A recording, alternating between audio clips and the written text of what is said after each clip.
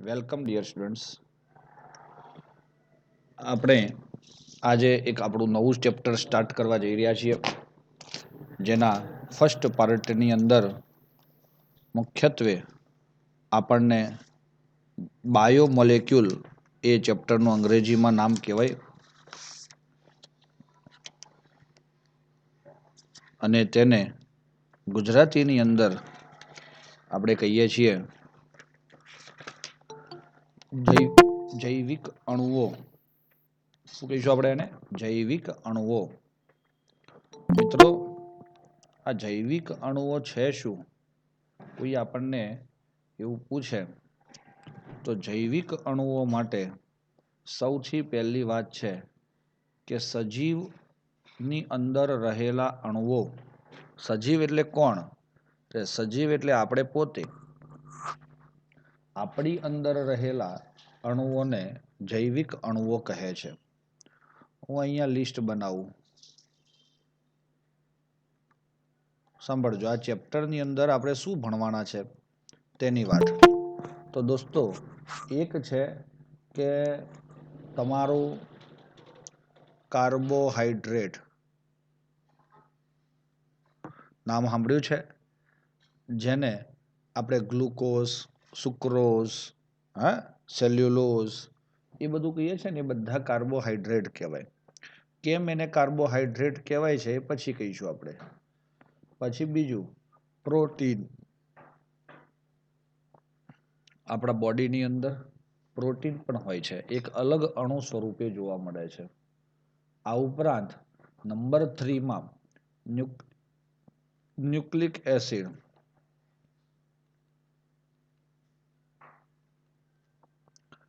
ત્યાં આગળ DNA, RNA એ બધાનો સમાવેશ થાય. સમજજો તમે. આ ઉપરાંત લિપિડ, ચરબી વગેરેનો સમાવેશ શેમાં થાય છે? યસ, આ પ્રકારના સંયોજનોમાં જોવા મળે છે, આપણા બોડીની અંદર હોય છે. 5 વિટામિન. સમજ પડે છે? તો આ બધા જ અણુઓ ક્યાં જોવા મળે છે? આપણા શરીરમાં, મતલબ સજીવોમાં. હવે સજીવોમાં જોવા મળે એટલે આવા અણુઓને સજીવ અણુઓ, સજીવ અથવા તો અણુઓ અથવા તો જૈવિક અણુઓ તરીકે ઓળખવામાં આવે છે. બાયોલોજી વાળા મિત્રોએ 11મા ધોરણમાં આ ચેપ્ટરમાંથી મોટા ભાગનો અંશ ભણી લીધો છે દોસ્તો. સમજ પડે છે? હા. આ અણુઓ જે છે એનું કામ શું છે? તો આપણા બોડીની અંદર જુદી જુદી રાસાયણિક પ્રક્રિયાઓ થાય છે. એ રાસાયણિક પ્રક્રિયાઓને જૈવ રાસાયણિક પ્રક્રિયાઓ કહેવાય. શા માટે જૈવ રાસાયણિક પ્રક્રિયાઓ કહેવાય? કેમ કે સજીવના શરીરમાં થતી રાસાયણિક પ્રક્રિયાઓને જૈવ રાસાયણિક પ્રક્રિયાઓ તરીકે ઓળખવામાં આવે છે. સમજ પડે છે? જે સુવ્યવસ્થિત અને સમક્રમિક પ્રગતિ કરે છે, અને તે જીવનનું સંચાલન પણ કરે છે. આ અણુઓ દ્વારા આ બધી જૈવિક પ્રક્રિયાઓને વ્યવસ્થિત રીતે કરવામાં આવે છે અને રેગ્યુલરલી કરવામાં આવે છે. આથી આપણું જીવનનું સંચાલન થતું રહે છે. આથી આ બધા જ અણુઓ આપણા બોડી માટે ખૂબ જ અગત્યના છે દોસ્તો. આપણે દરેક બાળક એ સાયન્સની અંદર અભ્યાસ કરી રહ્યું છે, એટલે તેને આ બધા શબ્દોનો કંઈક અંશે સમજણ હોવી આવશ્યક છે. 6થા નંબરમાં અંતઃસ્ત્રાવો પણ આવે છે ને, અંતઃસ્ત્રાવો દોસ્તો. પણ આ બધા ટોપિકમાંથી આપણો પાર્ટ જેટલો છે ભણવાનો એ તો બહુ ઓછો છે, છતાં પણ આપણે ફાસ્ટ ડિસ્કસ કેટલાક પાર્ટની કરતા રહીશું સાથે સાથે. પણ આ બધાની ખબર પડે છે તમને? જે કહેવા માગીએ છીએ આપણે કે તમારે આટલી 6 વિગતોના શબ્દો, જે બાયોલોજીના શબ્દો છે, તેનો અભ્યાસ આ પાઠની અંદર કરવાનો થશે. રેડી છો બાળકો? શું છે તમારા જૈવિક અણુઓ અને શું કાર્ય છે? આપણા બોડીની જૈવિક પ્રક્રિયાઓનું સંચાલન સુવ્યવસ્થિત રીતે થાય એના માટે આ બધા અણુઓ જરૂરી છે. આથી આપણું બોડી પણ આપણું જીવન પણ સરખી રીતે ચાલી શકે. જો આમાં ગડબડી આવે તો સમજો આપણને બીમારી આવશે. માટે આપણે શું કરવું જોઈએ? આ બધા જ અણુઓ વિશે જાણકારી મેળવી અને એને સાચવવા, વધુમાં વધુ કેવી રીતે ક્યાંથી મળે છે આપણને તેવો કંઈક રીતે અભ્યાસ કરવો જરૂરી છે. અને આપણે ખોરાક જે લઈએ છીએ એમાં ક્યાં ક્યાં આ ઘટકો જોવા મળે છે તેનો પણ અભ્યાસ આપણા માટે ખૂબ આવશ્યક બની રહેશે. ચાલો, એમાં સૌથી પહેલો પાર્ટ, જે આખો જ પાર્ટ આપણે પાકો કરવાનો થશે, જે સરકારશ્રી દ્વારાની ગાઈડલાઈનમાં કોઈ પણ રીતે કટ કરવામાં આવેલ નથી. મિત્રો, આથી કાર્બોહાઈડ્રેટ સંયોજનોને આપણે સંપૂર્ણ રીતે કરવાના થશે.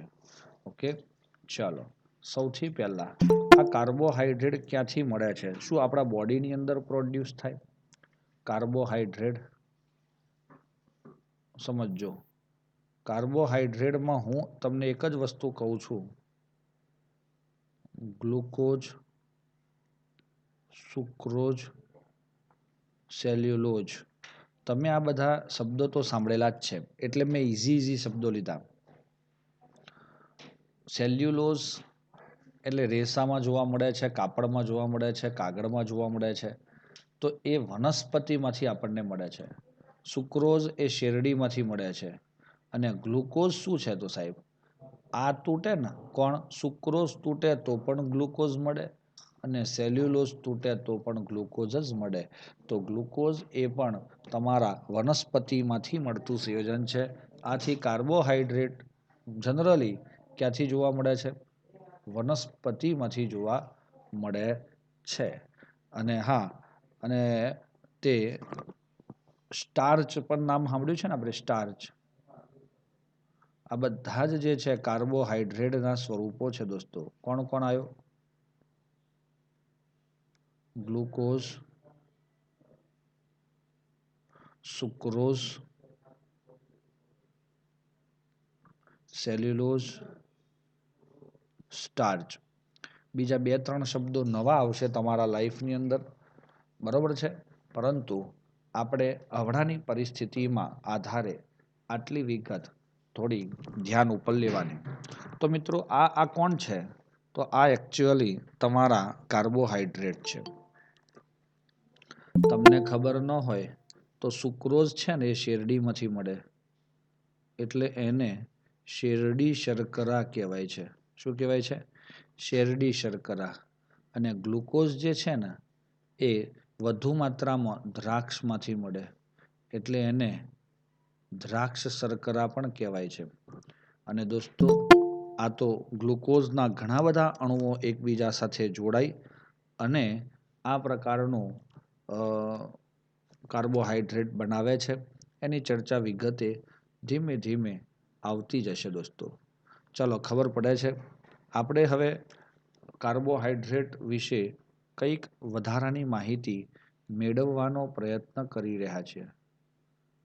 કાર્બોહાઈડ્રેટ.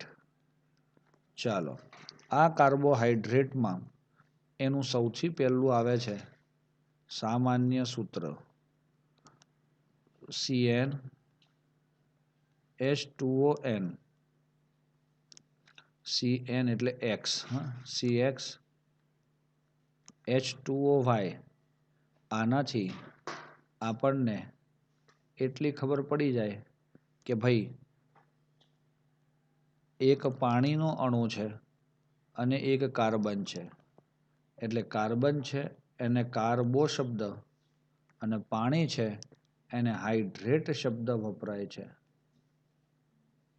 આથી આનું આખું નામ શું થાય? કાર્બોહાઈડ્રેટ થશે. ચાલો, સમજ પડી દોસ્તો? જેમાં કાર્બન સાથે આ રીતે પાણીનો અણુ જોડાયેલો હોય તો તેને કાર્બોહાઈડ્રેટ તરીકે ઓળખવામાં આવે છે. દાખલા તરીકે C6H12O6. તો તમે એમ કહેશો કે સાહેબ આ સૂત્ર જે છે ગ્લુકોઝનું એને આપણે આવી રીતે લખી શકીએ છીએ અને આવી રીતે લખી શકીએ તો એ આની સાથે મેચ થાય છે. આથી તે શું હોવું જોઈએ? કાર્બોહાઈડ્રેટ હોવો જોઈએ. C12H22O11 C12H2O11. તો આ રીતે તમારો સુક્રોઝ પણ આ ગ્લુકોઝ છે, આ સુક્રોઝ છે. સુક્રોઝ પણ શું છે?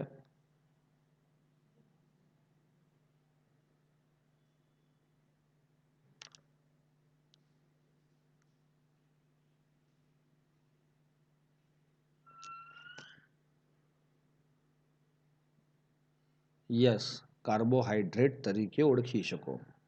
દોસ્તો, દરેક સમયે આ સૂત્ર મેચ થતું નથી. એક અણુ છે દોસ્તો, રેહેમનોજ. આ એક એવો કાર્બોહાઈડ્રેટ છે જેનું સૂત્ર છે C6H12O5. હવે મને એમ કહો, આમાં ક્યાંય પણ તમારું CXH2O5 મેચ થાય એમ છે? નથી થતું સાહેબ. આ 5 આવ્યા તો આ નથી થતું. તો સામાન્ય સૂત્રનું પાલન થતું નથી. એવું કોણ છે? રેમનોજ. અને તે તમારું અપવાદ સ્વરૂપે ધ્યાન ઉપર લેવું પડશે. તેવો કાર્બોહાઈડ્રેટ, બરોબર છે. હવે ક્વેશ્ચન એ થાય કે કેટલાક ઘટકો તો તમારા એવા છે કે જેમાં આ સૂત્રનું પાલન થાય છે પરંતુ તે કાર્બોહાઈડ્રેટ નથી. દાખલા તરીકે હું તમને આપું, એસિટિક એસિડ સૂત્ર શું થાય? CH3COOH C2H4O2. હા કે ના? C2H4O2. તો C2H2O ટ્વાઇસ. આ સૂત્રનું પાલન થાય છે? સામાન્ય સૂત્રનું પાલન થાય છે પણ તે કાર્બોહાઈડ્રેટ નથી. મતલબ શું થયું? હવે નથી અને પાલન થાય છે, અને છે અને પાલન થતું નથી, એટલે આ સૂત્ર 100% સાચું ન ગણી શકાય. એટલે સામાન્ય સૂત્ર એ બધા જ ઘટક માટે લાગુ પાડી શકાતું નથી. આમ આપણે કહી શકીએ છીએ કે ભાઈ આ સામાન્ય સૂત્ર એ શરૂઆતના સમયમાં કાર્બોહાઈડ્રેટ જ્યારે શરૂઆતમાં મળ્યા ત્યારે બધું ડિસાઈડ કરેલું, ત્યારબાદ એનો કોઈ ઉપયોગ રહ્યો નથી.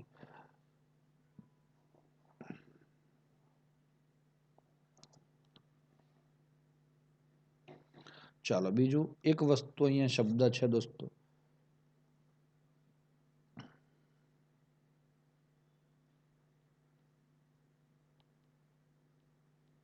કાર્બોહાઈડ્રેટ સંયોજનો એ વિશિષ્ટ ક્રિયાશીલ સમૂહ ધરાવે છે.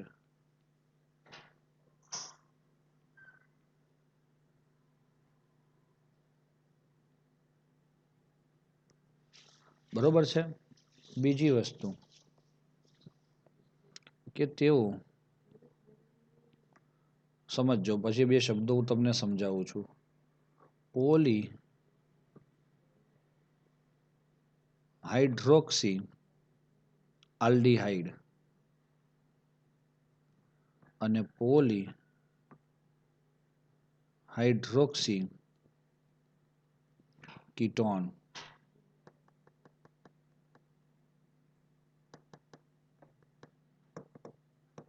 અથવા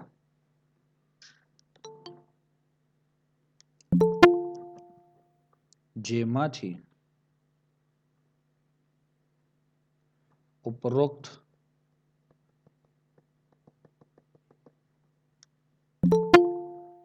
સંયોજનો જલ વિભાજનથી મળે છે. એ પછી વાત બહુ ઊંડાણની છે. પહેલા તો જો પોલીહાઇડ્રોક્સી આલ્ડીહાઇડ એટલે કોણ? તો હું તમને કહીશ C6H12O6 ગ્લુકોઝ. પોલીહાઇડ્રોક્સી કીટોન એટલે કોણ? એટલે હું કહીશ તમને C6H12O6 ફ્રુક્ટોઝ. કેમ આવું કીધું સાહેબ એવું તમને પછી કહું છું.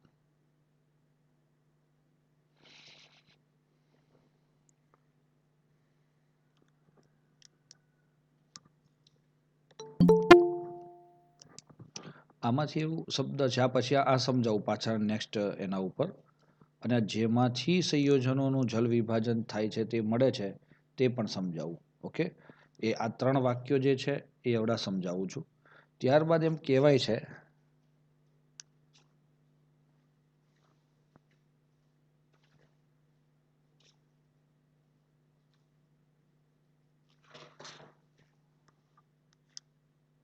કેટલાક સ્વાદે ઘડ્યા હોય છે. દોસ્તો એ કેટલાક ઘટકો સ્વાદે કેવા હોય? ઘડ્યા હોય છે. અને ઘડ્યા હોય તો તેને શર્કરા કહેવાય છે.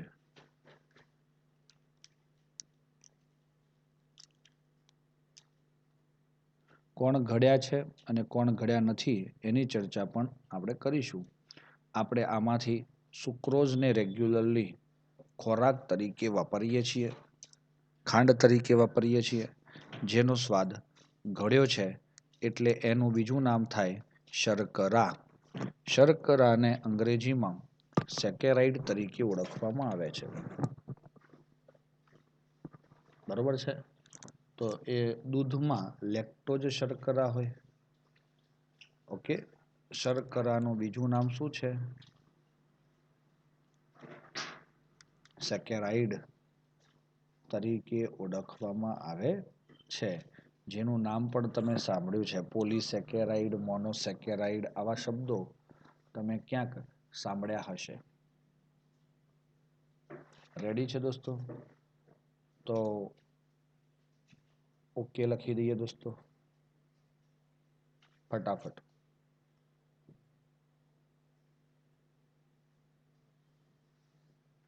ચાલો, હવે હું તમને પેલો જે એક શબ્દ હતો પોલી હાઇડ્રોક્સી આલ્ડીહાઇડ, હે ને?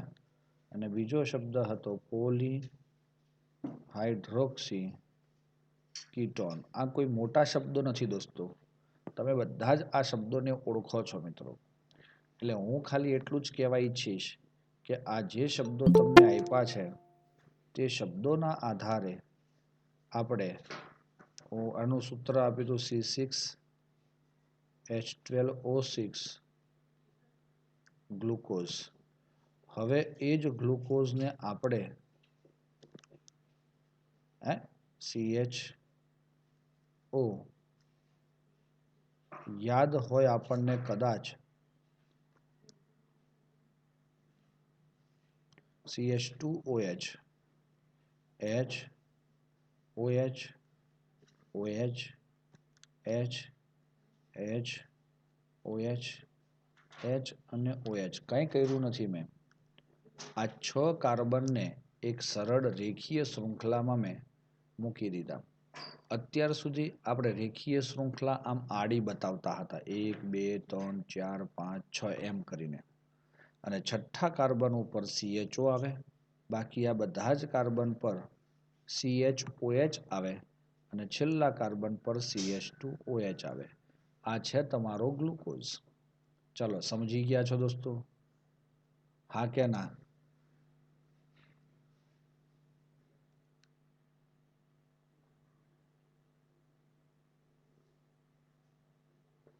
તો આ ગ્લુકોઝ છે તો હવે આ શબ્દને પકડીએ આપણે. આ શબ્દનો મતલબ શું થાય? પોલી. પોલી એટલે ઘણા. ઘણા. હાઇડ્રોક્સી એટલે OH. આ સંયોજન જે દેખાય છે એમાં OH ઘણા છે. ખબર નહીં સાહેબ. આ 1 2 3 4 અને 5. આલ્ડીહાઇડ, તો શું આમાં આલ્ડીહાઇડ સમૂહ છે? હા. તો આ ગ્લુકોઝનું સૂત્ર એ તમારું પોલીહાઇડ્રોક્સી આલ્ડીહાઇડ છે. આવા સંયોજનોને કાર્બોહાઈડ્રેટ કહેવાય. હવે બીજું સૂત્ર આવ્યું તમારું સુક્રોઝ. નહીં, ફ્રુક્ટોઝ. તો ચાલો, ફ્રુક્ટોઝની અંદર આપણે શું કહીશું? 1 2 3 4 5 અને 6. મિત્રો, આમાં કીટોન સમૂહ છે. આમ C double bond O. Ketone એ કોઈ વચ્ચેના કાર્બન પર જ આવે, કોઈ દિવસ છેડા ઉપર ના આવે. આલ્ડીહાઇડ એ છેડા ઉપર આવે એટલે આપણે એને છેડા પર દર્શાવ્યો છે. બાકી આ બધા જ સંયોજનોમાં આપણને શું મળે છે? CH2OH એ પહેલો અને છેલ્લો કાર્બન. ત્યારબાદ આપણે અહીંયા ગ્લુકોઝની જેમ, અચ્છા સાહેબ, આનો HOH આડો અવળો થઈ જાય તો? આડો અવળો આજે થઈ જાય તો કોઈ ચિંતા નથી, ફ્યુચરમાં આપણે ભણી લઈશું. ઓકે, પણ ટૂંકમાં આમાં જુઓ, પોલી હાઇડ્રોક્સી છે. અહીંયા પોલીહાઇડ્રોક્સી છે.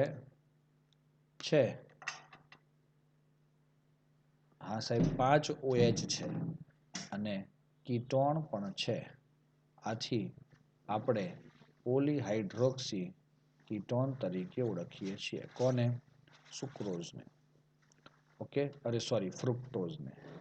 અથવા જેમાંથી આ સંયોજનો બને છે, આવો શબ્દ છે. એટલે દોસ્તો, હું સ્ટાર્ચનું સૂત્ર લખું છું. C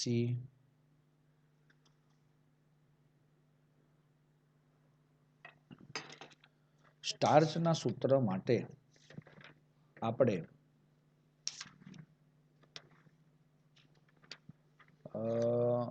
બનાવટ ઓફ ગ્લુકોઝ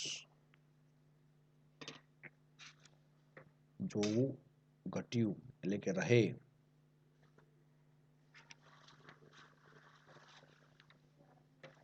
યસ, બે વસ્તુ છે. સ્ટાર્ચ જે છે એ C6H10O5N છે. જોજો, C6H10O5N, એમાં N પાણી ઉમેરીએ, જલ વિભાજન કરવું છે એટલે પાણી તો ઉમેરવું જ પડે. તો એનું જલ વિભાજન કરીએ એટલે પાણીનો અણુ ઉમેરાય. તો એ શું બન્યું? C6H12O6. કેટલા? N. આમાં 10 હાઇડ્રોજન હતા તો 2 હાઇડ્રોજન બીજા આવી ગયા. આમાં 5 હતા તો આમાંથી 1 આવે એટલે 6 થઈ ગયો. તો આ થયો તમારો ગ્લુકોઝ. મતલબ કોઈ એમ પૂછે કે સ્ટાર્ચ શેનો બનેલો છે? તો તમારો જવાબ હશે ગ્લુકોઝનો બનેલો છે. ચાલો, રેડી દોસ્તો? આ જ રીતે C12H22O11, જેને તમે શું કહો છો? સાહેબ, આને અમે સુક્રોઝ કહીએ છીએ. એમાંય પાણી નાખો તો એનું જલ વિભાજન થાય C6H12O6 એટલે ગ્લુકોઝ અને ફ્રુક્ટોઝ મળતા હતા. એટલે જેમાંથી આ સંયોજન, જેના જલ વિભાજનથી આ સંયોજનો મળે, કોણ? આ એટલે ગ્લુકોઝ અને ફ્રુક્ટોઝ. એ એટલે કોણ? તો પોલીહાઇડ્રોક્સી આલ્ડીહાઇડ અને પોલીહાઇડ્રોક્સી કીટોન. તો તેવા સંયોજનોને પણ, એટલે આમને પણ શું કહીએ છીએ આપણે? કાર્બોહાઈડ્રેટ તરીકે ઓળખવામાં આવે છે. બાળકો, સમજ પડી ગઈ?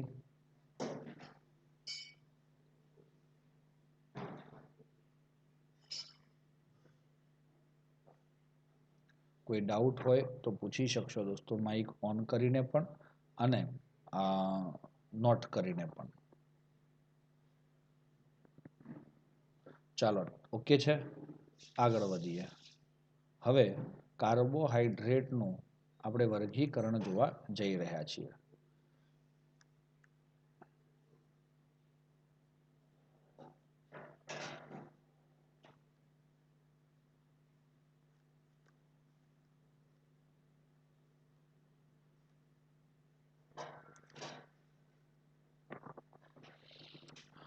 દોસ્તો કાર્બોહાઈડ્રેટના કુલ 3 પ્રકાર પડે છે. એક છે મોનો સેકેરાઇડ, બીજો છે ઓલિગો સેકેરાઇડ.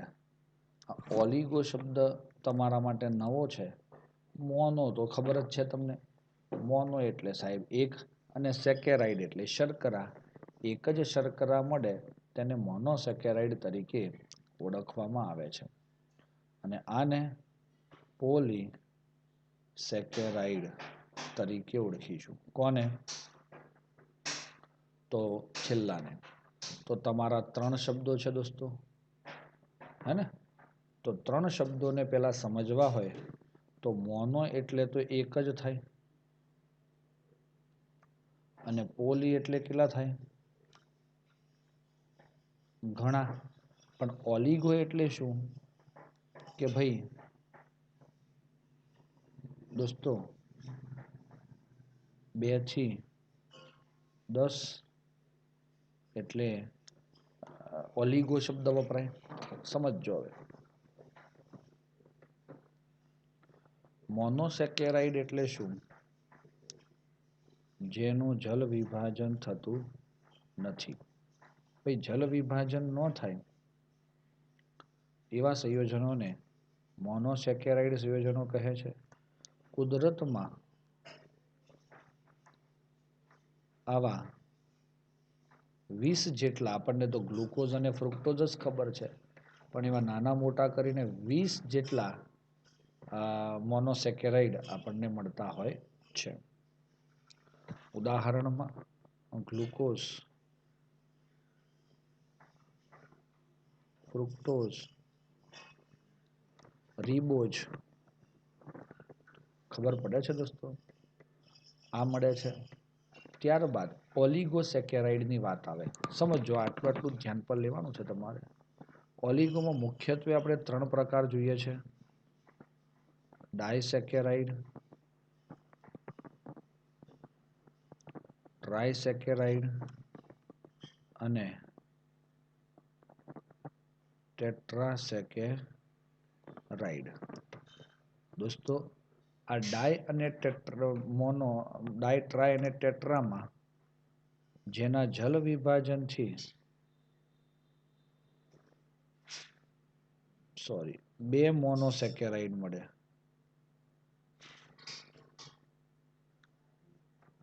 અહીંયા જેના જલ વિભાજનથી 3 મોનોસેકેરાઇડ મળે, અને જેના જલ વિભાજનથી 4 મોનોસેકેરાઇડ મળે. સમજ પડે છે? અને આ પોલી માટે શું કહેશો? જેના જલ વિભાજનથી અસંખ્ય એટલે કે ઘણા મોનોસેકેરાઇડ મળે. ચલો ખબર પડી. તો મોનોસેકેરાઇડ એ સેકેરાઇડનો જ પાર્ટ છે. જેટલા તમને મોનોસેકેરાઇડ વધારે મળે તેટલા એ પોલી તરફ જાય, અને આ રીતે આપણે આને સમજી શકીએ છીએ. એમાં ડાયસેકેરાઇડ એ અતિ સામાન્ય છે. જે આપણે સુક્રોઝ કહીએ છીએ એ આપણો ડાયસેકેરાઇડ કહેવાય. બીજા એક્ઝામ્પલ આગળ થોડા એકાદ બે છે, એની પણ ચર્ચા કરીશું આપણે, હે ને? યસ, માલ્ટોઝ,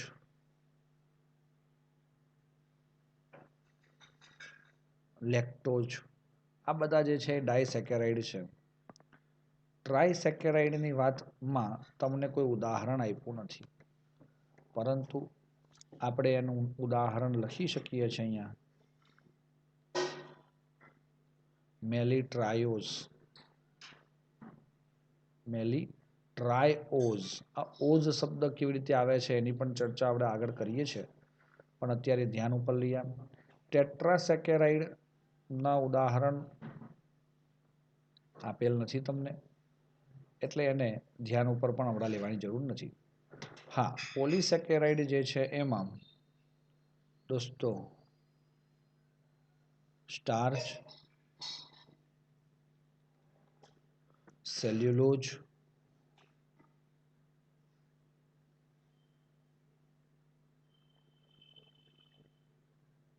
ગ્લાયકોજન અને ગુંદર વગેરે જેવા ઘટકો એ બધા શું કહેવાય?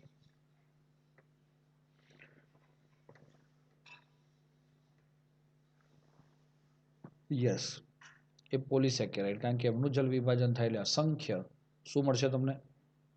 મોનોસેકેરાઇડ મળશે. દોસ્તો, તમારા આ બે ઘટકો કયા કયા? મોનોસેકેરાઇડ એ શર્કરા છે, ઓલિગોસેકેરાઇડ એ પણ શર્કરા છે, જ્યારે પોલીસેકેરાઇડ એ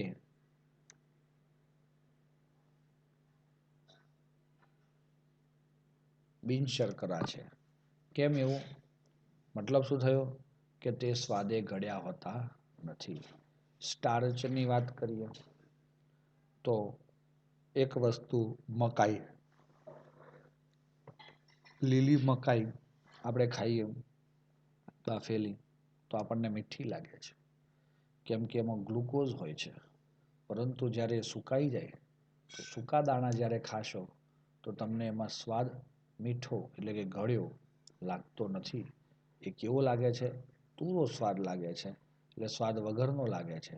આથી આપણે એ જ વસ્તુને વિચારી અને સમજી શકીએ છીએ કે ભાઈ આમાં ગ્લુકોઝ નથી ઇનિશિયલી, એટલે એ ગળ્યો નથી. મતલબ ગ્લુકોઝ સુક્રોઝ એટલે કે એ બધા શર્કરા છે. કોણ કોણ? મોનોસેકેરાઇડ અને ઓલિગોસેકેરાઇડ. આથી તેઓ સ્વાદે ઘડ્યા હોય છે અને પોલીસેકેરાઇડ એ કેવા હોય છે? બિનશર્કરા છે, એટલે સ્વાદે ગળ્યા હોતા નથી.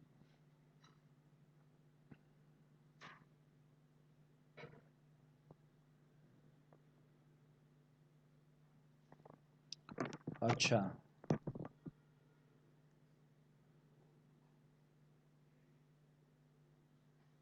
શર્કરા પાછી બે પ્રકારની જોવા મળે છે દોસ્તો. એમાં એક શબ્દ છે રિડ્યુસિંગ શર્કરા અને બીજો શબ્દ છે નોન રિડ્યુસિંગ શર્કરા.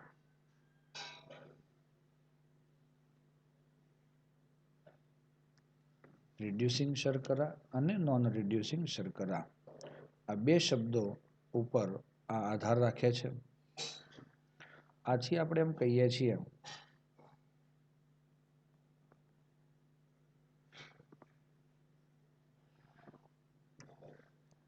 કે એની વ્યાખ્યા એક આપણને આપવામાં આવે છે, જે શર્કરા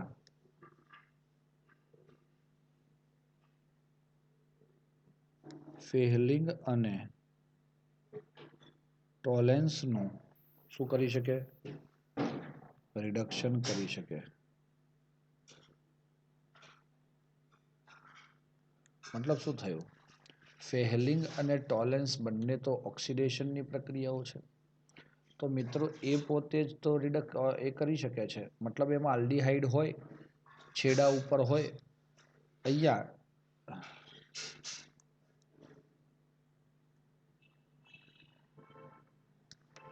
જે શર્કરા ટોલેન્સ અને ફેહલિંગનું રિડક્શન કરી શકતા નથી, તેને આપણે નોન રિડ્યુસિંગ શર્કરા તરીકે ઓળખીશું.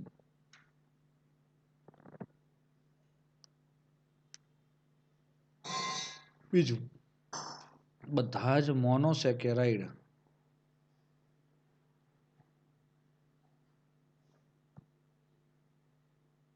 શર્કરા છે, એટલે કે રિડ્યુસિંગ શર્કરા. સમજો, બધા જ મોનોસેકેરાઇડ શું છે? રિડ્યુસિંગ શર્કરા છે. એ પછી આલ્ડોઝ હોય કે કીટોઝ હોય, એ બધા જ શું છે? રિડ્યુસિંગ શર્કરા છે. મતલબ એ બધા જ ફેહલિંગ અને ટોલેન્સનું શું કરી શકે છે? યસ, રિડક્શન કરી શકે છે. બે શબ્દો આયા દોસ્તો અહીંયા, આલ્ડોઝ અને કીટોઝ. ચલો, રિડ્યુસિંગ શર્કરાનો શું મતલબ થયો? કે જે ફેહલિંગનું અને ટોલેન્સનું રિડક્શન કરી શકે. યાદ કરો, આલ્ડીહાઇડ અને કીટોનનું ઓક્સિડેશન,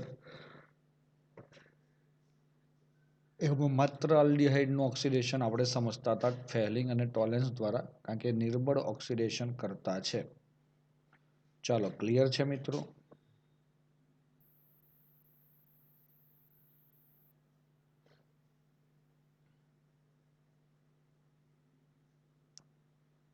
રેડી છે? ધ્યાન રાખવું આવશ્યક છે. ચલો, બે શબ્દો તમારા જીવનની અંદર પાછા નવા આવે છે, આલ્ડોઝ અને કીટોઝ. તો આ બે શબ્દો કોને કહેવાય? અહીંયા આ સંયોજનોના નામકરણની વાત આવે ને, એના માટે પ્રત્યય લાગે છે.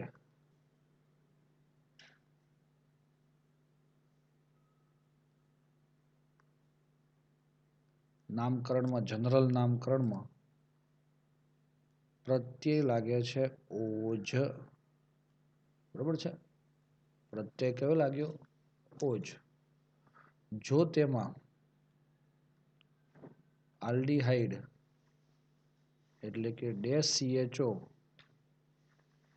સમૂહ ધરાવતો કાર્બોહાઈડ્રેટ હોય તો આપણે એને આલ્ડઓજ તરીકે ઓળખીશું. પણ કીટોન સમૂહ ધરાવતો હાઇડ્રોકાર્બન હોય તો એને કીટોજ તરીકે ઓળખવામાં આવે છે. ચલો, ત્યારબાદ બીજી એક વાત કે ભાઈ, જો આલ્ડીહાઇડ સાથે તમારો કીટોન હોય અને 3 કાર્બન હોય તો મતલબ 3 કાર્બન, CHO સમૂહ અને પોતે કાર્બોહાઈડ્રેટ હોય તો સમજવાનું એનું નામ થાય આલ્ડો ટ્રાયોઝ. કાર્બનની સંખ્યા 3 હોય તો ટ્રાયોઝ. 3 જ કાર્બન હોય અને કીટો સમૂહ હોય અને કાર્બોહાઈડ્રેટ હોય તો એને કહેવાનું આલ્ડો કીટોઝ. એ રીતે હું કહું આલ્ડો પેન્ટોઝ તો મને શું કહેશો? આલ્ડો પેન્ટોઝ. સાહેબ, 5 કાર્બન,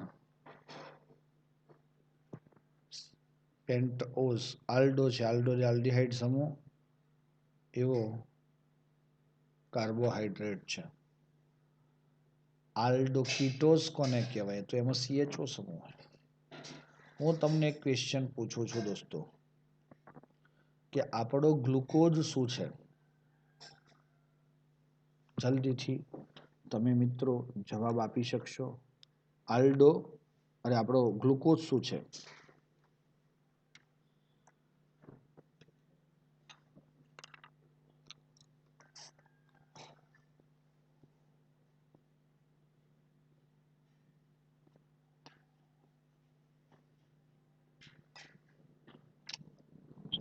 આલ્ડો હેક્ઝેન.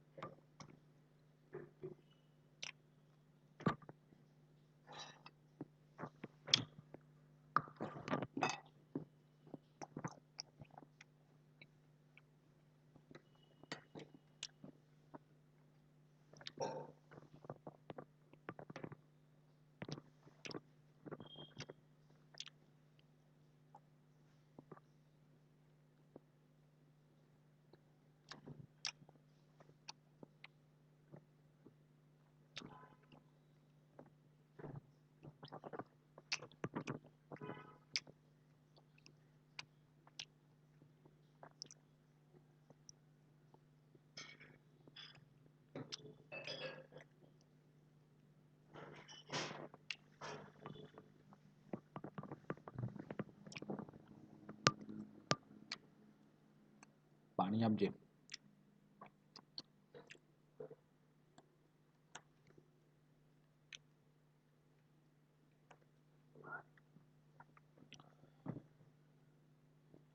બોલો બેટા, આનો જવાબ બોલો.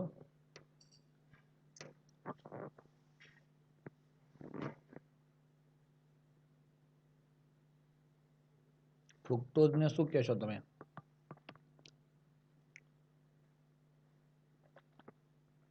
ગ્લુકોઝનો જવાબ તમે સાચો આપ્યો છે. આલ્ડોહેક્ઝોસ કહેવાય.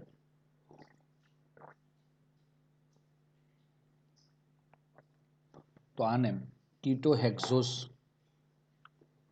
તરીકે ઓળખવામાં આવે છે.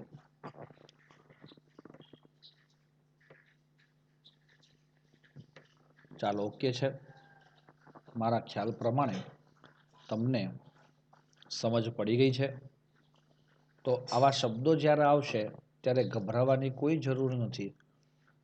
ટ્રાયોસ, ટેટ્રોસ, પેન્ટોસ, હેક્સોસ, હેપ્ટોસ જો આવે તે પણ એ તમારા મોટા ભાગે આલ્ડીહાઇડ કીટોન વાળા જે છે એમાં કોણ કોણ આવશે? તો આ ગ્લુકોઝ અને ફ્રુક્ટોઝ આવે બહુ વધારે માત્રામાં આવશે. આપણે ઓકે છે દોસ્તો, તો નેક્સ્ટ ટોપિક ઉપર જઈએ.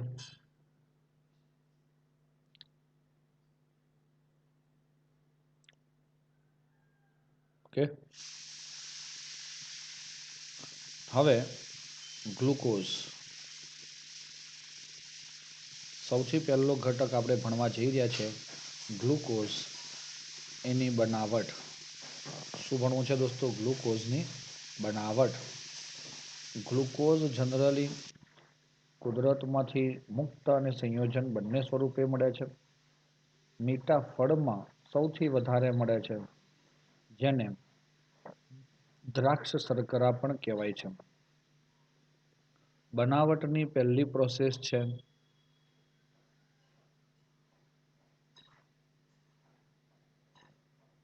સુક્રોઝમાંથી.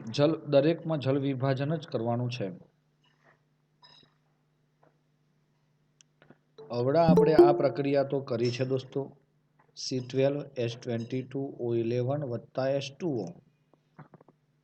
અહીંયા તમે શું લઈ શકશો? તમે HCl લેશો અથવા H2SO4 લેશો. તો તમને શું મળશે? તો સાહેબ C6H12O6, C6H12O6 મળશે. એક આ છે તમારો સુક્રોઝ, જેને શેરડી શર્કરા તરીકે ઓળખવામાં આવે છે. એને બનાવી આપ્યો ગ્લુકોઝ અને ફ્રુક્ટોઝ. બહુ વધારે બુદ્ધિશાળી જીવો બેઠા હોય તો એવું વિચારે કે સાહેબ આ કેવી રીતે થયું? પહેલો ગ્લુકોઝ કેમ લખવાનો? આ ટોટલ કરો ને બેટા તો આમાં H2O ના બે અણુ આમાં જોડાઈ જાય ને એકચ્યુઅલી આના બંધારણ અલગ અલગ છે. એની ચર્ચા વિગતે સમય આવશે એટલે કરીશું આપણે. પણ હાલ આ રીતે ધ્યાન ઉપર લઈ શકશો તમે. બીજું છે સ્ટાર્ચમાંથી. સ્ટાર્ચનું સૂત્ર શું છે? C6H10O5N વત્તા એનું જલ વિભાજન પણ આપણે કોની સાથે કરીએ છીએ?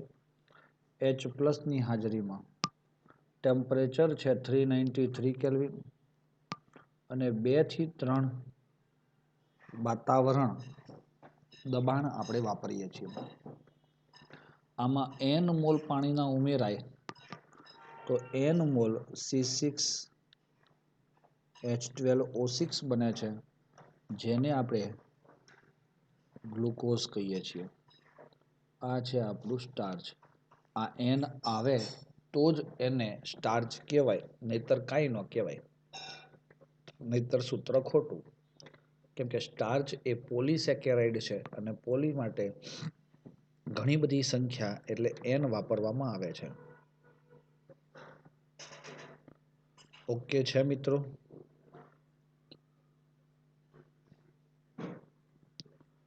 તમારા આ બધા ટોપિકની અંદર અગત્યનો એક ટોપિક છે પેલું વર્ગીકરણ, કાર્બોહાઈડ્રેટનું વર્ગીકરણ.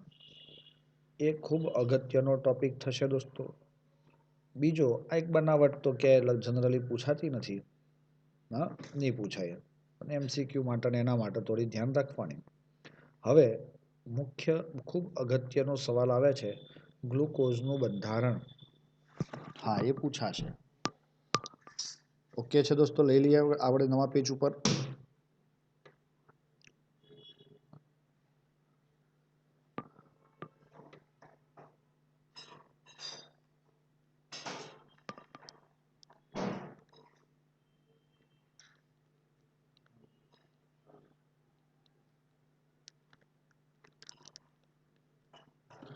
ચલો મિત્રો, ગ્લુકોઝનું બંધારણ કેવું છે?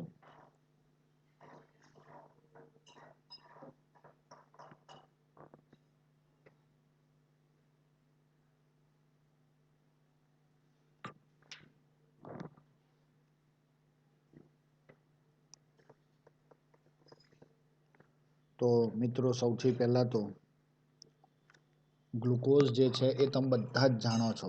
જાણો છો ને? હા, મેં તમને બધું જ બતાવી દીધું. C6H12O6 અને પેલું બંધારણ કેવું છે? CHO, CHOH એવા 4 ટાઈમ અને CH2OH. આ બંધારણ આપણે સાબિત કરવું છે અહીંયા, કે હા બેન્ઝીનમાં આવું બંધારણ જોવા મળે છે. જુદા જુદા સ્ટેપના આધારે આપણે સાબિત કરીશું કે ભાઈ આપણને આનું બંધારણ કયું મળે છે, આ પ્રકારનું પ્રાપ્ત થાય છે. ઘણા બધા પુરાવાઓના આધારે ગ્લુકોઝનું બંધારણ નીચે દર્શાવ્યા મુજબ નક્કી કરવામાં આવ્યું. એમાંથી પહેલું, તેનું આણ્વીય સૂત્ર C6H12O6 છે. દોસ્તો આનો શું મતલબ થયો? એ વખતે આ સૂત્ર કેવી રીતે મળે? તો તમે 11મા ધોરણમાં પ્રમાણ સૂચક સૂત્ર પરથી અણુસૂત્ર મેળવવાની મેથડ ભણ્યા છો? હા, એમાં આણ્વીય દળ એ તો તમને માસ સ્પેક્ટ્રોસ્કોપીથી મળે. તો એ રીતે જો તમે કાર્ય કરશો તો આ પ્રમાણ સૂચક સૂત્ર પરથી આપણને અણુસૂત્ર પ્રાપ્ત થશે. એ પ્રોસેસ આપણને પૂછી નથી, કીધી નથી, એટલે આપણે નથી કરતા, પણ એક એ છે. બીજું, હવે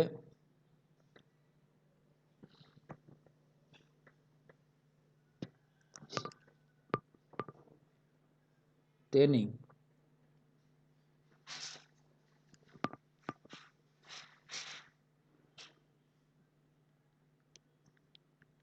HI સાથે ગરમ કરતા. દોસ્તો આ HI સાથે ગરમ કરતાનો મતલબ શું છે?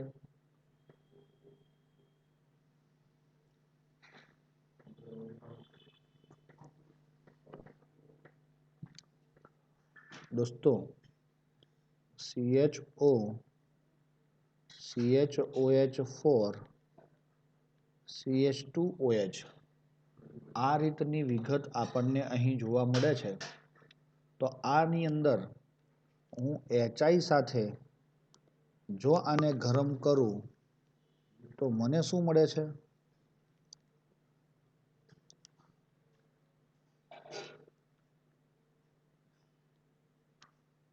એનહેક્ઝેન.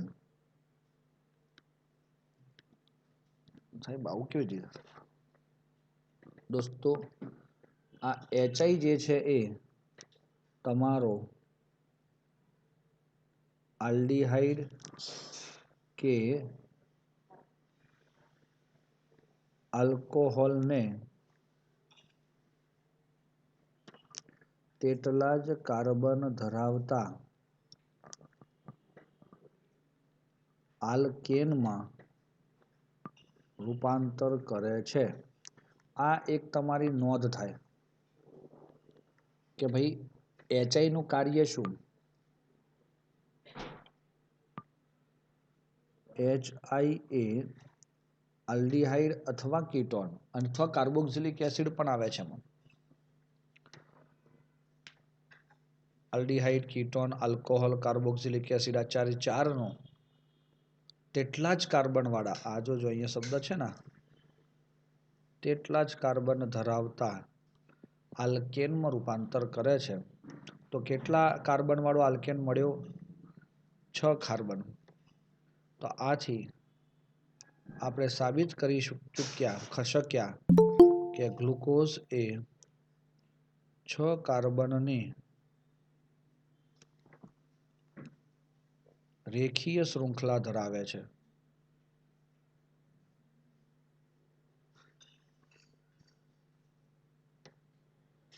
કાર્બનની કેવી શૃંખલા ધરાવે છે? રેખીય શૃંખલા ધરાવે છે. જે આપણે સમજી શકીએ છીએ મિત્રો. આ કયા કારણોસર તો અહીંયા નોંધ લખી છે ને એ નિગ્લેક્ટ ના થાય નોંધ એ ધ્યાન રાખીશું મિત્રો.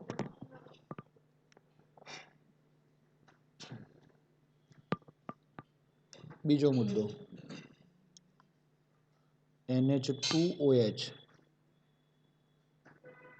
અને HCN સાથે મિત્રો આ બંને ઘટકો એવા છે કે ભાઈ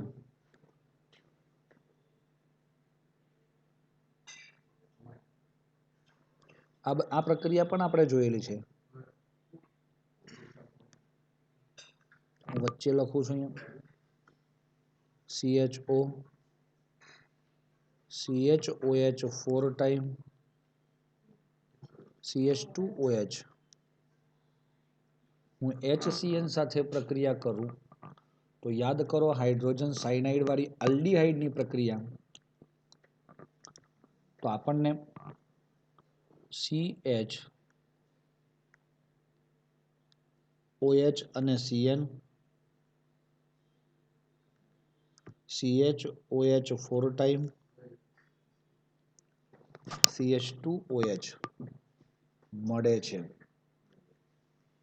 ચલો ત્યારબાદ NH2OH સાથે પણ જો પ્રક્રિયા કરીએ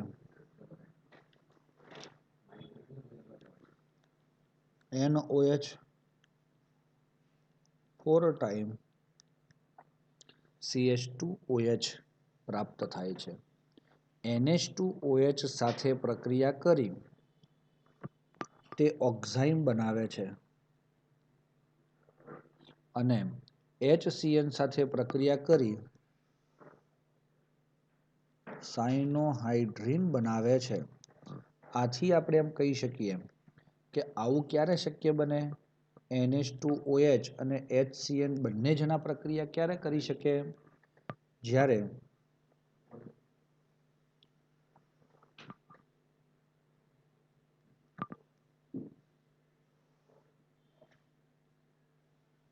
કાર્બોનિલ સમૂહ હાજર હોય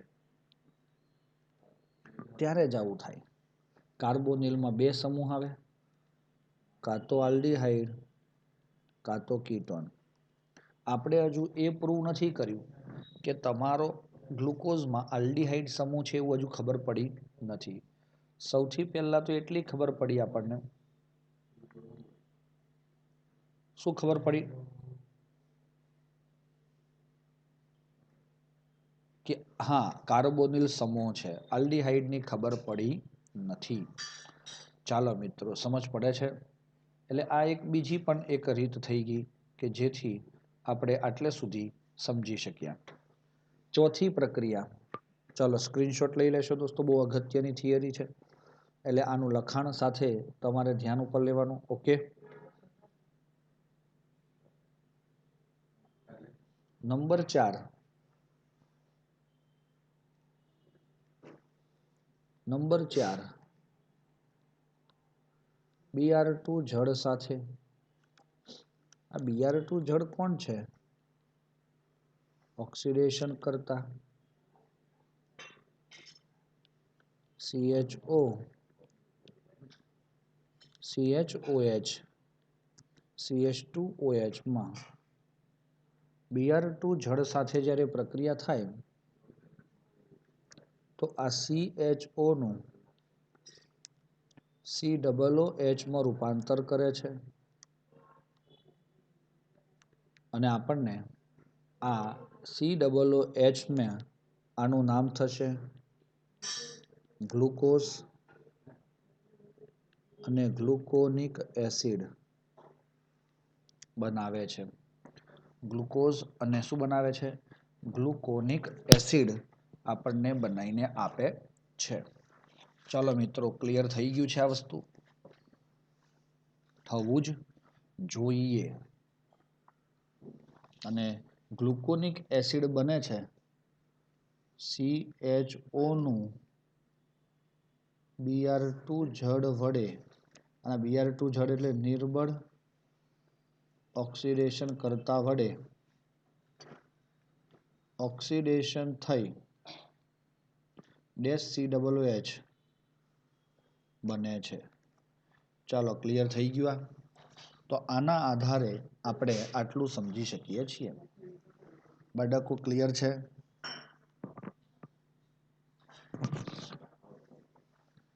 હલો, ક્લિયર છે? પાંચમો અને છઠ્ઠો પાર્ટ આપણે મિત્રો આવતીકાલે જોઈએ. ચાલશે? આમ તો જોઈ લેવો સારો પડશે દોસ્તો. ચલો, પાંચમો પાર્ટ જોઈએ. CH3CO ટ્વાઇસ O સાથેની પ્રક્રિયા. મિત્રો, તમે ગ્લુકોઝ લીધો છે CHOH for CH2OH. તો દોસ્તો આમાં શું થયું કે જો તમે CH3CO ટ્વાઇસ O સાથે પ્રક્રિયા કરશો તો તમને આ CH3 C double bond OO C double bond O CH3 મળે છે. આ માઇનસ અને આ પ્લસ. તો દોસ્તો, તમારા આ જેટલા બી OH છે એ બધા જ OH CHO H દૂર થઈ જાય આમાંથી, માઇનસ આ પ્લસ અને આ માઇનસ, અને એ માઇનસ થઈ અને COCH3 4 ટાઈમ આપણને બનાવીને આપે છે. અહીંયા પણ OCOCH3 મળે છે. રેડી દોસ્તો? પેન્ટા એસિટાઇલ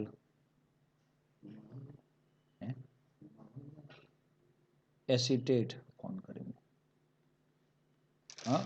બનાવે છે. શેમાંથી? ગ્લુકોઝમાંથી પેન્ટા એસિટેટ બને છે. દોસ્તો, પેન્ટા એસિટેટ બનતો હોવાથી કહી શકાય કે ગ્લુકોઝમાં 5-OH સમૂહ રહેલા છે. આપણે એક એક વસ્તુ અહીં સાબિત કરીએ છીએ.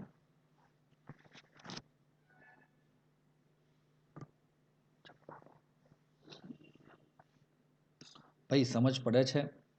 5OH શું ગ્લુકોઝમાં 5OH છે એવું ખબર પડી ગઈ? ચલો, છઠ્ઠી વાત અને છેલ્લી વાત આપણે કરીએ કે ભાઈ, જો આપણે આનું ઓક્સિડેશન કરીએ કોના દ્વારા? નાઇટ્રિક એસિડ દ્વારા, HNO3 દ્વારા ઓક્સિડેશન. તો દોસ્તો, બહુ જરૂરી વસ્તુ છે આ. હા, પણ કોનું ગ્લુકોઝનું પહેલા કરું તો ગ્લુકોઝ અહીંયા લઉં છું. જુઓ,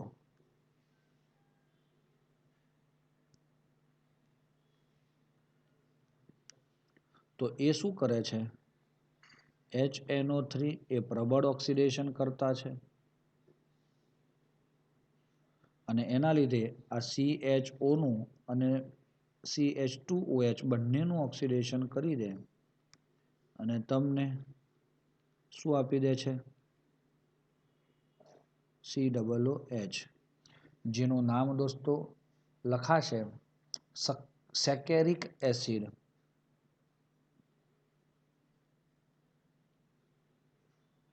આની વિગતમાં COOH, CHOH 4 ટાઈમ, CH2OH, તમે HNO3 જુઓ, આ CHO ની જગ્યાએ COOH ઓલરેડી લીધો છે, રિવર્સ પ્રક્રિયા આમ વિચારીએ છીએ આપણે. એનું કહેવાય ગ્લુકોનિક એસિડ. તો COOH તો COOH જ રહ્યું, પણ આ CH2OH જે હતો એનું શેમાં રૂપાંતર થયું? COOH માં. મતલબ કહી શકાય કે આ 5 OH પૈકી એક OH એ પ્રાથમિક આલ્કોહોલ છે. ભાઈ પ્રાથમિક આલ્કોહોલ એટલે ખબર પડી, OH ધરાવતો કાર્બન અને એક જ કાર્બન સાથે જોડાય છે. હા કે ના? આ પ્રાથમિક આલ્કોહોલ છે એવું નક્કી થયું. બાળકો સમજ પડે છે તમને? સ્ક્રીનશોટ લઈ લઈશું.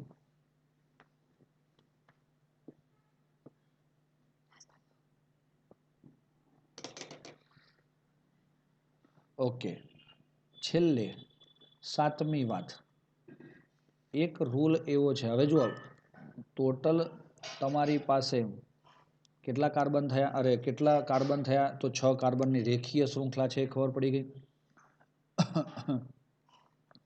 હા, ખબર પડી ગઈ સાહેબ. એમાં પહેલા કાર્બન પર CHO છે એ પણ ખબર પડી ગઈ અને એક જ પ્રાથમિક આલ્કોહોલ છે એ ખબર પડી ગઈ. તો તમને ખબર છે કે આપણે CH2OH આવું કરવું પડે.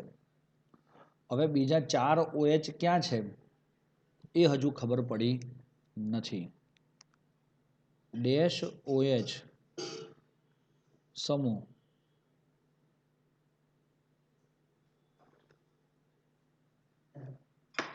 બે કે તેથી વધુ -OH સમૂહ એક જ કાર્બન પર હોય તેવું સંયોજન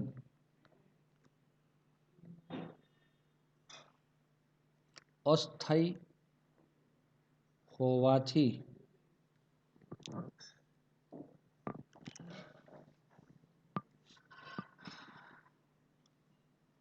ગ્લુકોઝમાં દરેક કાર્બન પર એક OH ગોઠવાય છે. શું થાય જો એક જ કાર્બન ઉપર 2 OH હોય તો? હું તમને બતાવી દઉં. ચલો, આવી પરિસ્થિતિ હોય છે જનરલી. તો આનો OH અને આનો H ઓલવેઝ આ પાસેની કન્ડિશનમાં છૂટા પડી અને ડબલ બોન્ડ O કાર્બોનિલ સમૂહમાં રૂપાંતર પામે છે. આથી આ જે વાત કહીએ છીએ ને આપણે, એવું ગ્લુકોઝમાં તો થતું નથી. માટે ગ્લુકોઝ આ બધી વિગતથી ગ્લુકોઝનું બંધારણ CHO,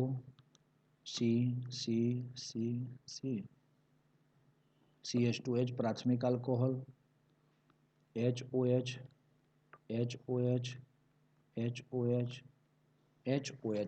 સાબિત થાય છે. બાળકો ખબર પડી તમને?